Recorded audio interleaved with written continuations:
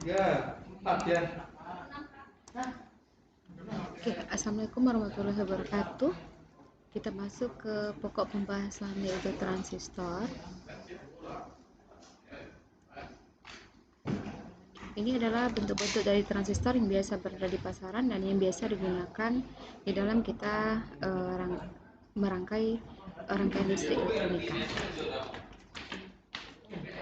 Transistor merupakan kependekan dari transfer resistor. Itu adalah satu komponen elektronika yang dapat mengalirkan atau memutuskan aliran arus yang besar dengan pengaliran arus listrik yang sangat kecil dengan mengubah resistansi lintasannya.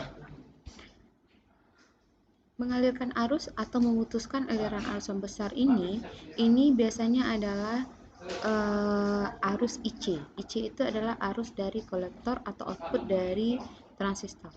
Sementara pengendalian arus yang kecil itu adalah arus IB atau arus inputnya atau arus basis. Artinya di sini jika IB-nya ada, maka IC-nya akan mengalir. Tapi jika IB-nya tidak ada, maka IC-nya tidak akan mengalir. Tidak ada terjadi aliran. Dari IB ini itu nanti di dalam transistor itu ada penguatannya. Sehingga nanti dibilang di sini bahwasanya pengendaliannya arusnya sangat kecil. Dapat mengalirkan arus yang besar. Jadi misalnya transistor yang kita pakai di sini adalah 2N3909, itu menggunakan penguatannya itu adalah 10 kali. Jadi kalau IB-nya 10, maka nanti pada saat IC-nya itu akan dikuatkan menjadi 10 kali. Dia akan dihasilkan IC-nya nanti adalah 100 ampere. Kalau misalnya ini adalah 1 ampere, 10 ampere, kemudian nanti IC-nya akan menjadi 100 ampere. Tetapi kalau yang untuk transistor biasanya jarang arusnya dalam orde ampere, biasanya adalah dalam orde miliampere. Artinya dia sangat kecil sekali, beda dia dengan relay. Kalau relay baru harusnya dalam ampere semuanya. Walaupun ada beberapa transistor yang menggunakan arus yang besar, tapi besarnya itu tidak akan sebesar relay yang sampai 50 ampere. Transistor biasanya itu arusnya 3 ampere, itu pun juga sudah jarang kita menemukannya. Nah, kemampuan dari transistor ini hampir sama dengan relay, namun transistor memiliki kelebihan lain.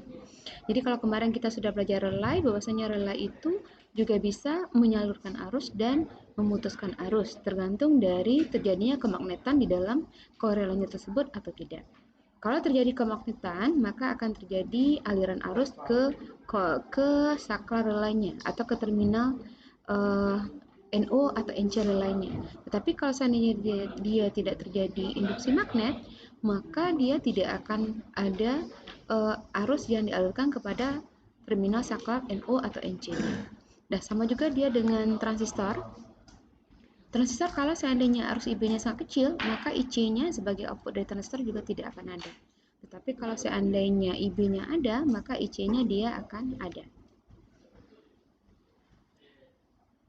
Keunggulan transistor dibandingkan dengan relay yang pertama adalah harus pengendali pada transistor jauh lebih kecil sehingga lebih mudah mengendalikannya.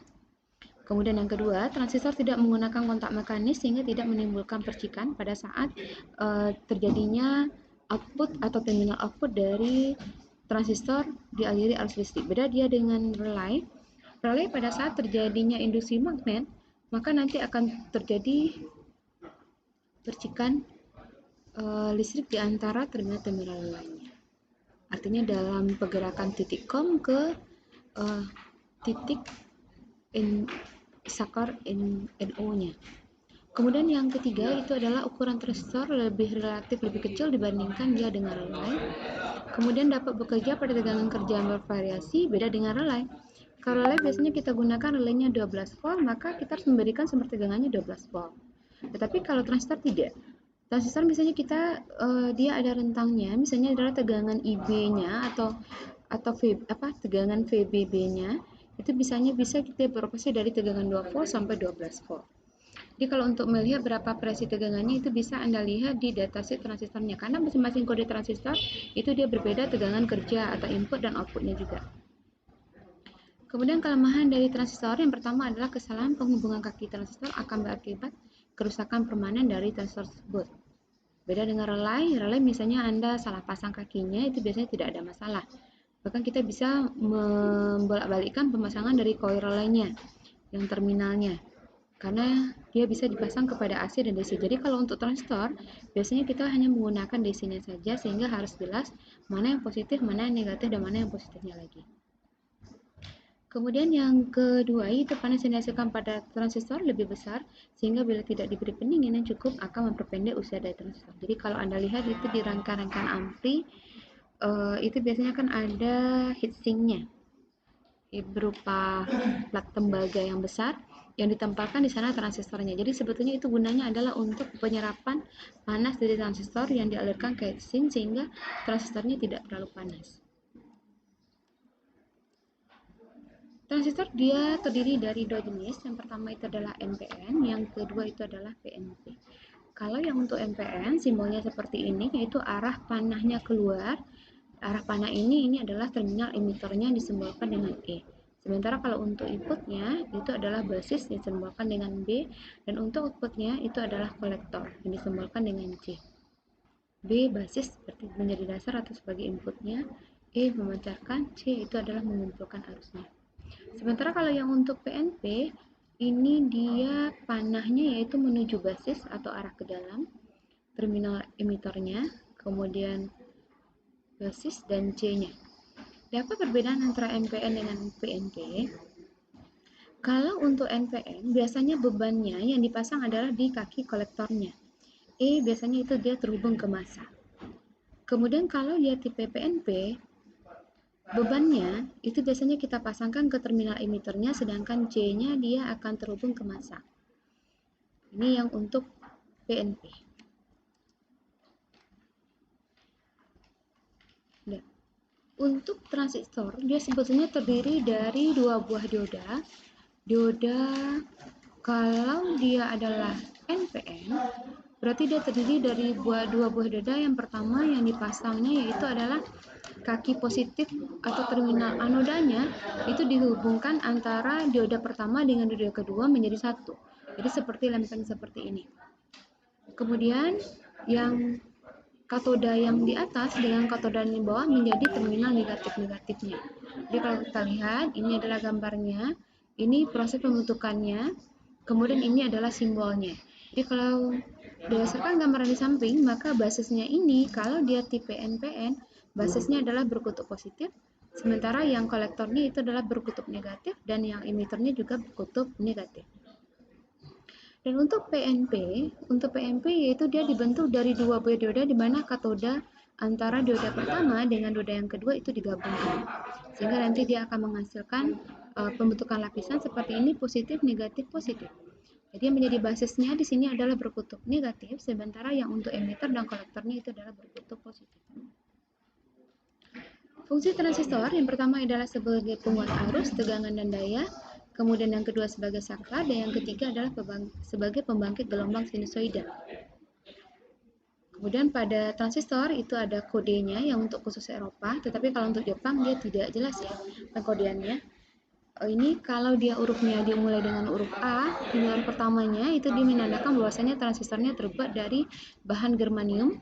Kalau germanium berarti tegangan antara VBE-nya atau basis dengan emitornya itu adalah sekitar 0,3 dengan 0,4. Kemudian kalau diawali dengan huruf B, maka dia terbuat dari bahan silikon dan tegangannya ini adalah sekitar 0,6 sampai dengan 0,7 volt. Yang C adalah arsenid, D antimoda, kemudian sulfida. Masing-masingnya ini apakah berapa tegangan yang pastinya antara basis emiternya kemudian berapa penguatannya itu Anda cukup mencari searching di internet. Jadi caranya di sini adalah datasheet ditulis, kemudian tuliskan diikuti dengan kode transistornya.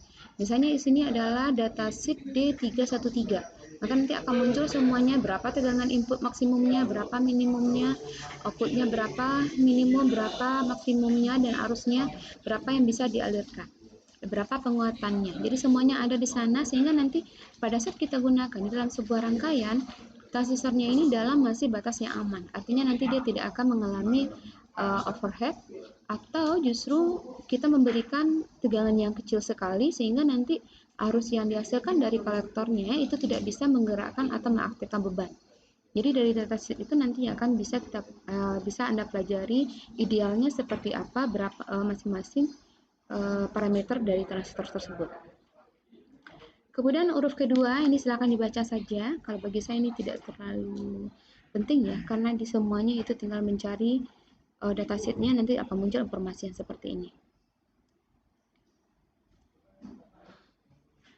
Kemudian cara menentukan transistor. Cara menentukan transistor itu bisa dengan menggunakan multimeter, tetapi kalau untuk lebih tepatnya itu Anda cukup mencari di Google saja di datasheet, itu nanti akan kelihatan juga urutan kakinya. Kalau misalnya kita baca dari kiri ke kanan, itu dari bentuknya yang seperti ini, itu urutan kakinya seperti apa. Jadi sebetulnya Anda juga tidak perlu lagi mempelajari bagaimana caranya menentukan transistor dengan menggunakan multimeter, karena sekarang sudah ada media internet. Jadi cukup mencari dari datasheetnya saja di internet. Jadi ini nggak usah kita pelajari. Ini contoh dari datasheet transistor NPN dengan kodenya di sini adalah N222A, dan ini biasanya sering kita gunakan untuk praktikum. Di sini kita lihat bahwasanya tegangan kolektor emiternya pada saat dia saturasi itu dia bisa mencapai 40 volt. Sementara kalau untuk kolektor basisnya itu dia bisa mencapai 75 volt, sementara emitter basisnya justru dia bisa mencapai 6 volt. Padahal yang untuk amannya biasanya kan mereka itu adalah berkisar antara 0,7 dengan 0,6 ya. Nih contohnya. Jadi ini masing-masingnya silakan Anda lihat saja. Kemudian bagaimana prinsip kerja dari transistor? Ini kalau kita lihat ini adalah transistornya NPN, berarti basisnya yang berkutub positif, sementara emitter dan kolektornya adalah berkutub negatif. Nah, untuk transistor prinsip kerja transistor NPN ini kita ibaratkan di sini basisnya ini adalah semacam katup yang akan mengalirkan arus. Di sini ada istilahnya ya, konduktornya. Jadi di sini kalau kita lihat di sini adalah arus yang IB-nya itu sangat kecil sekali, maka nanti dia akan memberikan, apabila IB-nya sudah mengalir, maka nanti spring ini dia akan membuka, sehingga nanti akan terjadilah aliran arus dari kolektor ke emitter. Ini kalau kita bawakan ke prinsipnya oli ya, tapi saya rasa biasanya nggak usah saja. Kita coba lihat yang prinsipnya yang ini saja yang mudah. Nah, ini transistor dari IB dan kolektornya. Jadi nanti kalau dia tipenya adalah NPN, maka nanti outputnya itu akan terjadi aliran arus dari kolektor ke emitter. Dengan catatan nanti adalah IB-nya ada. Makanya di sini ada tegangan VBB ya, kemudian di sini ada VCE. Sebetulnya ini adalah VBB ya, tegangan sumber biasanya. Nah, di sini kalau seandainya IB-nya kecil, maka IC-nya juga akan mengalir sedikit. Tetapi kalau IB-nya besar, maka IC-nya juga akan mengalir besar. Karena apa? Karena IC ini sama dengan IB dikali dengan beta DC. Beta DC ini adalah penguatan internal dari transistor yang bisa kita lihat dari datasheet-nya. Nah, kalau seandainya IB-nya 0 artinya tegangan dari sumber VBB-nya ini kita 0 kan, maka IB akan 0. Kalau IB 0, otomatis nanti IC-nya walaupun Anda berikan sumber tegangan VCC-nya 12 volt, maka IC-nya akan 0. Karena secara konsep itu adalah IC sama dengan beta DC dikali IB. IB-nya adalah 0, kemudian kalau misalnya beta DC-nya ada 10, berarti 10 dikali dengan 0 tetap 0. Jadi di sini dikatakan bahwasanya IB ini itu menentukan ada tidaknya arus yang mengalir pada arus IC atau I kolektor. Jadi kalau seandainya IB-nya kecil, maka IC-nya kecil. Kalau IB-nya besar, besar.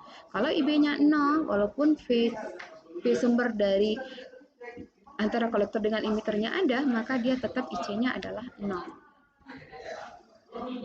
Nah, untuk prinsip kerja dari PNP, bedanya hanya aliran arusnya saja. Jadi kalau seandainya tadi adalah NPN itu adalah dari kolektor ke emitter, pada saat IB-nya ada, tetapi kalau yang untuk PNP itu justru dia mengalir dari emitter kalau NPN itu adalah dari kolektor ke emitter, sementara kalau yang untuk PNP adalah dari emitter ke kolektor. Dengan catatan IB-nya harus ada. Jadi prinsipnya sama, cuman beda aliran arusnya saja. Ini kalau kita lihat di sini pemasangannya, Yang untuk basisnya kita pasangkan dia ke negatif, kemudian yang untuk emiternya dia ke positif, kemudian kolektornya justru dia menuju massa. Dan untuk PNP biasanya yang untuk bebannya itu kita pasangkan di bagian emiternya. Jadi kalau yang untuk NPN itu kita pasangkan ke kolektornya. Jadi nanti pada saat IB-nya ada kecil, maka nanti akan terjadilah aliran arus dari emitter ke kolektor yang kecil juga. Contohnya misalnya IB-nya ketemunya di sini adalah 1 miliampere, kemudian penguatannya di sini 100. Penguatannya 100, maka nanti IC-nya ini adalah 100 miliampere. Kalau seandainya IB-nya kita perbesar, artinya kita berikan sumber tegangannya yang lebih besar atau R-nya yang kita ganti dengan yang lebih kecil dari yang sebelumnya, maka nanti IB-nya akan lebih besar, kita anggaplah dia 5 miliampere. Maka nanti arus IE menuju kolektornya itu dia akan menjadi 500 miliampere. Ini adalah salah satu contoh cara kerja dari transistor yang kita sambungkan ya dengan sebuah bebannya. Bebannya di sini adalah berupa lampu. Ini pada saat saklar SW1-nya bilang kita hubungkan, sementara di sini adalah yang bagian emiternya, ini adalah untuk PNP ya. Bagian emiternya ini sudah kita berikan dia ke sumber baterai. Dan pada saat seperti ini, kalau SW1-nya masih dalam keadaan off atau terbuka, maka IE-nya dia tidak akan ada. Karena apa? Karena seperti yang saya bilang tadi dengan prinsipnya NPN, IE ini atau IC ini dia akan sama dengan beta DC dikali dengan IB. Jadi kalau IB-nya 0, ini udah otomatis 0 karena ini terjadi hubungan terbuka. SW1-nya off, terbuka, sehingga aliran dari arus yang mengalir dari baterai nanti dia tidak akan ada ke basisnya transistor. Jadi IE-nya itu dia akan menyebabkan 0 ampere. Kemudian kalau kita misalkan kita close dia, kita berikan sumber tegangannya 6 volt, R-nya misalnya adalah 10 kilo dan yang dihasilkan dari IB-nya di sini adalah 1 miliampere, maka nanti kalau penguatannya di sini 100, maka IC-nya itu nanti akan menjadi 100 miliampere. Kalau kita perbesar berarti tinggal diperbesarkan saja berdasarkan rumus yang tadi yang sudah kita bahas.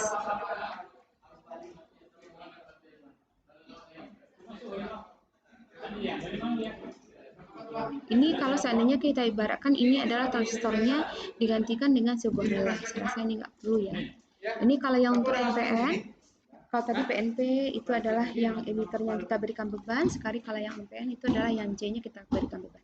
Jadi ini sama ya. Ini pada saat SW1-nya di-on-kan, maka akan terjadi aliran arus dari kolektor ke emitter atau ICE, dan lampu akan menyala. Tetapi pada saat SW1-nya kita lepas, maka nanti yang lampu ini nanti dia akan off karena ICE-nya sama dengan 0. Meski lampunya ini tersambung dia ke baterai.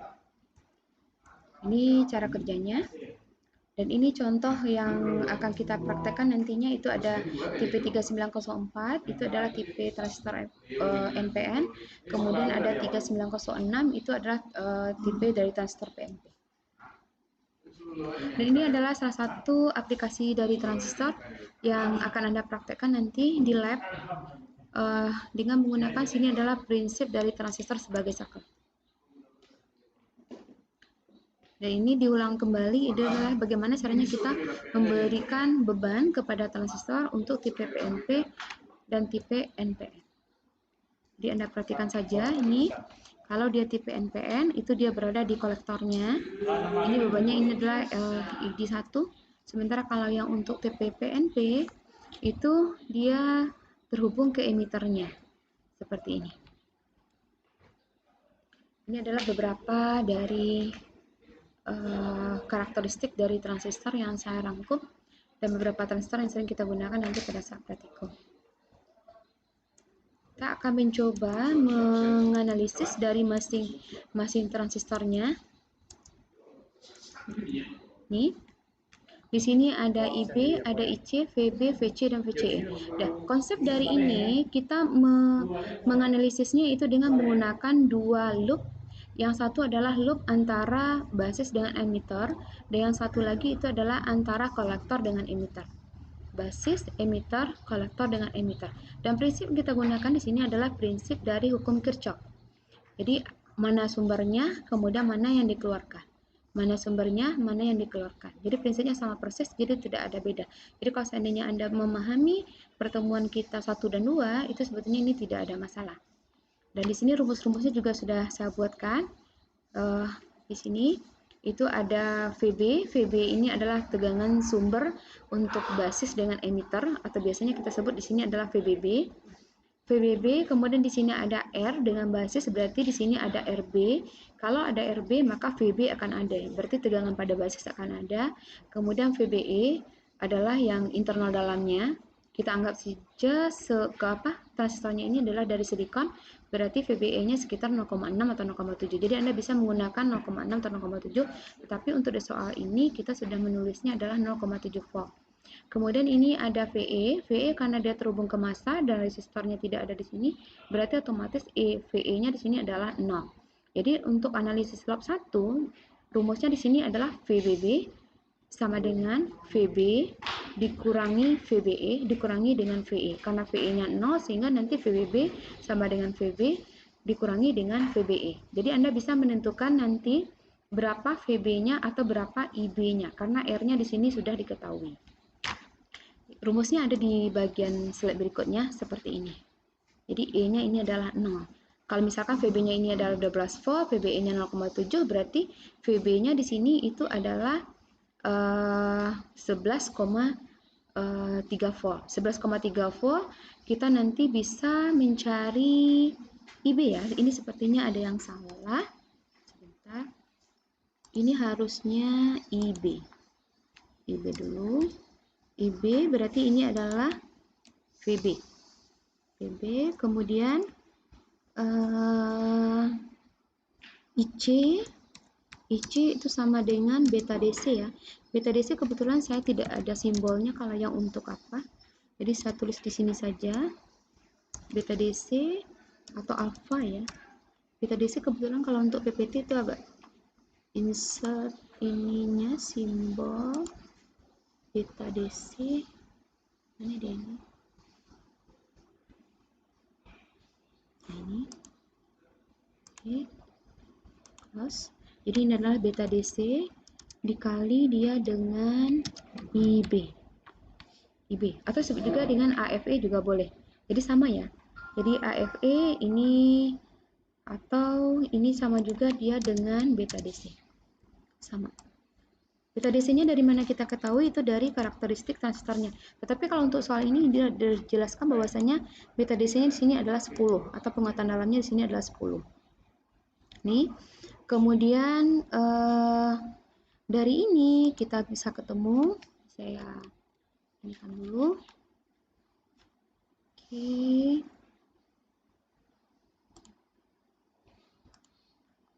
Nih, berarti VB-nya sudah ketemu 11,3 volt. Kemudian nanti dibagi dengan IB-nya dibagi dengan R 100 kilo ohm. Jadi udah ketemu IB, kalau IB udah ketemu berarti tinggal Anda kalikan saja dengan beta DC-nya 10. 10 ketemu IC. Kalau IC sudah ketemu, maka yang VC-nya juga sudah ketemu. Karena VC ini sama dengan IC dikali dengan RC. RC-nya di sini adalah 1 kilo. Kemudian ini tegangan VCC-nya sudah ada 10 volt, sehingga Anda bisa menentukan nanti karakteristiknya adalah VCE. Dan tujuan kita mempelajari ini nanti, ini gunanya adalah seandainya Anda ingin merancang sebuah rangkaian penguat, misalnya adalah rangkaian pengapian transistor, Anda ingin mengganti arus pengapiannya lebih besar lagi, jadi Anda bisa mengganti dari transistor yang kita gunakan. Kalau misalnya transistor yang kita gunakan sekarang itu pengapiannya arusnya 30 volt, nanti bisa diganti dengan transistornya yang 30 ampere ya, 30 ampere. Kemudian nanti bisa kita ganti lagi dengan yang lebih besar itu adalah 60 ampere. Dan ini juga sudah dibuat oleh senior Anda sebagai tugas akhirnya kemarin. Sehingga nanti pengapian dari sepeda motornya itu harus yang dihasilkan jauh lebih besar lagi. Jadi di sini tetap juga harus dihitung ya berapa keamanan dari kabel yang bisa menampung. Kalau seandainya harus besar, otomatis daya dari yang melewati kabelnya nanti juga akan lebih besar lagi. Apakah dia dalam batas aman atau tidak? Ini yang untuk analisisnya yang tadi. Kemudian ini yang untuk latihan 2-nya, silakan Anda cari kembali. Ini soalnya seperti ini, gambarnya ini, yang Anda cari adalah seperti yang sudah dibahas di latihan 1 tadi. Dan ini beberapa aplikasi dari transistor sebagai rangkaian penguat. Kalau ini kita menggunakan 2 resistor di basisnya. Kalau 2 resistor ini berdasarkan hukum Kirchhoff, maka ini antara R1 dengan R2 itu diparalelkan. Jadi Anda cari dulu R1 dengan R2-nya berapa, menjadi dia RB, kemudian nanti berapa tegangan inputnya, ditentukan berapa VBE-nya, VBE kita anggap sama saja silikon 0,7, sehingga nanti VB-nya sudah ketemu. Jadi ini harus disederhanakan menjadi dia rangkaian paralel antara R1 dengan R2. Untuk analisis yang lainnya dia sama, jadi ini adalah yang untuk loop dari basis dengan emitter.